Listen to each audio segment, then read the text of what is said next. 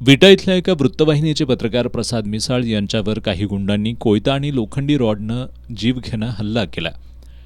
इचलकरंजीतील voice of media आणि digital media पत्रकार संपादक संघटनेनं या हल्ल्याचा निषेध केलाय. संबंधित गुंडांवर पत्रकार संरक्षण कायद्यांमधील तरतुदीनुसार कठोर कारवाई करावी अशी मागणी करणारे निवेदन संघटनेच्या वतीनं प्रांताधिकारी कार्यालयाला सादर करण्यात आलं. यापुढे पत्रकारांवरील हल्ले खपवून घेतले जाणार नाहीत असा इशारा यावेळी देण्यात आला. बातमी लावल्यामुळं त्यांच्यावर जीवघेणा हल्ला केला होता. त्यांना कोयत्याने लाटाने मारण केली, गंभीर जखमी केली होती.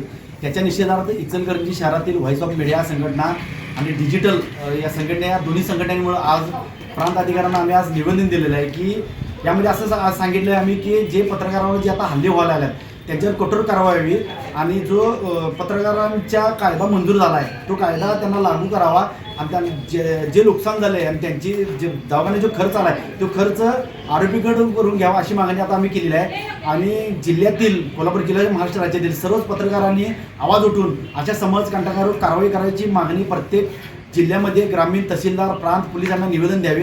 आणि असं जर कुठं जर आढळत असलं, जर एखादा पत्रकार प्रामाणिकपणे जर काम करत असेल तर त्याच्यावर जीवघेणा आला असलं तर सर्व पत्रकारांनी एकत्रित येऊन असा आवाज उठवावा असं आज आम्ही निवेदन प्रांताधिकारी इचलकरंजी शहरातील दिलेलं आहे. यावेळी व्हॉइस ऑफ मीडिया आणि डिजिटल मीडिया पत्रकार संपादक संघटनेचे पदाधिकारी आणि पत्रकार उपस्थित होते.